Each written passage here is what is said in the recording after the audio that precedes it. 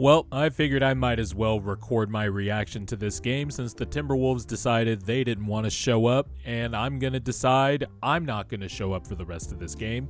I'm recording this after the Timberwolves just gave up the easiest floater Luka will ever have in his life in the third quarter, and Gobert just kept backpedaling, and Luka just softly floated it over the top, and the Timberwolves, as a team, have yet to outscore the duo of Luka Doncic and Kyrie Irving. And this game was over by the first quarter. Luka was on fire, made some ridiculous shots. I mean, we all saw them. But just a disappointing showing from the Timberwolves. You knew they were in trouble when Gobert had 7 fucking shots in the first quarter. And I thought the switching they did, giving Gobert the ball with Luka on him, I thought that was effective in spots, especially down the stretch of Game 4.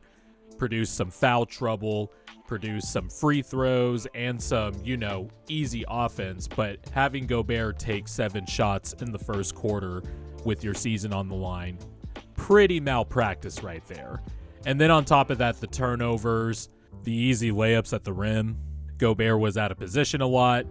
Karl Anthony Towns, even though he got some layups early, really did not take advantage of having PJ Washington on him on the block. Really didn't take advantage of that matchup all series. Just really disappointing series from Cat. Yeah, it's 77-44 right now. And Anthony Edwards, for whatever reason, was passive again, as evidenced by 7 fucking shots from Gobert in the first quarter.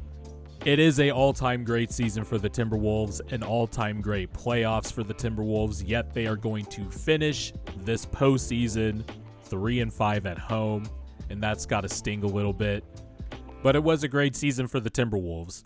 Let's move to the Mavericks, because that's the story here.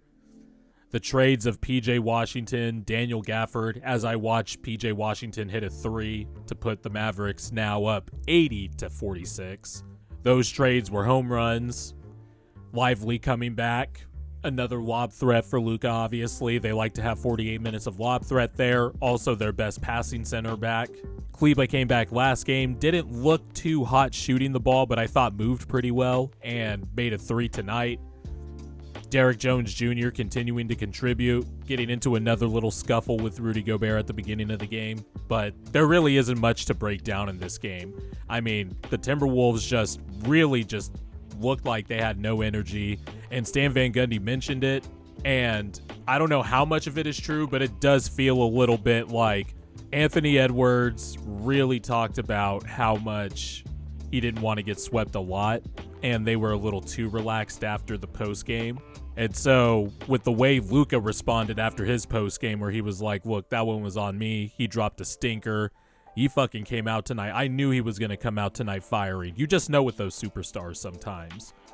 I mean, Luka did it with the Suns. They must be having flashbacks where Luka's like, everybody's tough when they're up. And it's like, Luka's cold, man. Luka's cold. He has controlled this entire series. Even in, game 4, when he didn't shoot well, he was still impacting the game, but this guy can score from anywhere. He has every pass in the book, and he has the ideal bigs he wants to play with, just so he can kind of, play that chicken and egg game he likes to play with opposing centers. And he had a nice lob to, I think it was Lively, earlier in the game, where Gobert kind of was hanging with Luka for a bit, then Gobert dropped back at the last second, but Luka just dribbled a little bit closer to the rim and was able to get one off over Gobert, just over his outstretched arms.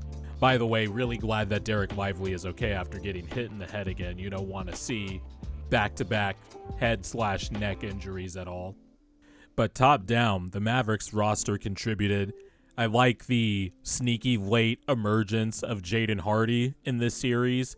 Even though he didn't play big minutes, he did provide some nice scoring punch in key moments. He'll also be able to watch highlights of himself roasting Rudy Gobert in that one-on-one to draw the foul. And I think it was game 3. Aw, shit. Anthony Edwards is heating up from 3. And I'm not worried. Luka has just been fantastic. The Timberwolves are now outscoring the backcourt of Luka Doncic and Kyrie Irving 60-55. but I'm not worried. So I'm going to finish up this recording. I think Celtics Mavericks is going to be so fascinating on a lot of levels because there hasn't been a defense that has had an answer for Luka and Kyrie Irving. The Timberwolves were the best defense in the NBA the entire season, number one with a bullet actually, but they play a certain style. You could see they were trying to mix it up in this game, but they did have to expand out of their comfort zone a little bit in terms of defensive schemes, just because of the way you have to guard Luka and Kyrie.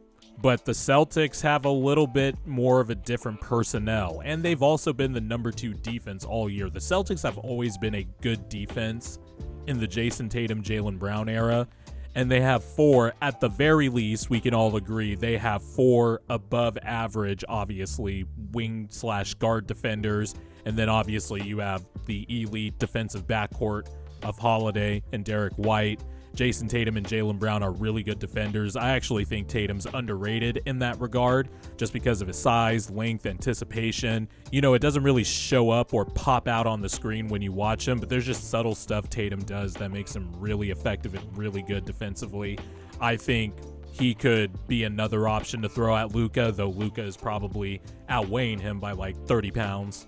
To me, it all starts with how are they going to guard Luka? Are they going to switch? Is Porzingis going to be in a drop? Is Horford going to be in a drop if Porzingis can't go in this series, or at least to start this series? There's a lot of interesting questions. Are they going to switch across the board?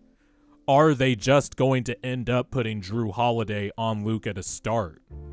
There's a lot of interesting options the Celtics have that they can throw at Luka, because when Kyrie and Luka are on the court, doubling isn't really going to help you because Kyrie is now attacking a compromised defense.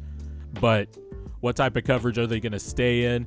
And then on offense, I think for the Mavericks, they've been fantastic defensively all playoffs, but this is also going to present a different challenge for them because the Celtics have legitimately 4 guys that can attack off the dribble. And Luka and Kyrie have been fantastic defensively in these playoffs. They're actually going to have to really bring it defensively in this series because Jrue Holiday and Derek White are not going to be stationary spot-up guys. They're going to be getting in dribble handoff actions. They're going to be setting screens. The Celtics, that's the thing with them. They have multiple ball handlers, and all those ball handlers can screen for each other. So it's like, where is the action going to come from? Then you can have like a dribble handoff with Horford or a pick and pop with Porzingis if he comes back. If the Celtics don't fall into the trap of jacking up early threes, going isolation late into the shot clock, and just falling into this droning style of getting out of rhythm shots, then I think there's actually a lot of pressure points the Celtics can apply on the Mavericks defense. I don't know who I'm going to pick in this series because Luka Doncic is just unstoppable, and so is Kyrie Irving, but the Celtics are a great team, and I know they've had an easy path, but you play the teams that are in front of you, and they have been fantastic all regular season, even though they play dumb clutch offense sometimes. And Jason Tatum and Jaylen Brown can, you know, be a little ISO heavy at times, but this is how they play, and this is why they are one of the best teams in the NBA. So you have to take the good with the bad. They just need to be more focused and have emphasis on driving to the rim, generating open looks via drive and kick, and then swinging the ball around the perimeter, because the Celtics legitimately have 6 guys in the rotation that can shoot. I don't know. This is kind of my first time thinking about this series out loud at first blush, but this is going to be an awesome series. I could see either team winning, obviously. I don't want to make my pick just yet because I want to think about it a little bit more, but this is going to be awesome. It's awesome to have Luka in the finals. I forgot which NBA podcast it was, but it was one of those player podcasts or former player podcasts. I think it was Gilbert Arenas, who basically posed the question of, if Luka retired today, would he be a Hall of Famer? And you think, yeah, duh, of course. But then you look at Luka's resume, 5 first-team All-NBAs already, and he's only 25. And this guy's playoff averages are just fucking nuts, man. They're nuts. and he's finally getting that finals appearance. And if he's able to beat a 64-win Celtics team, he just skyrockets up the all-time great list. Skyrockets, I tell you, skyrockets. And now that I think about it, same for Jason Tatum. I really don't get the Tatum discourse sometimes. Like, yeah, you want him to drive to the rim more.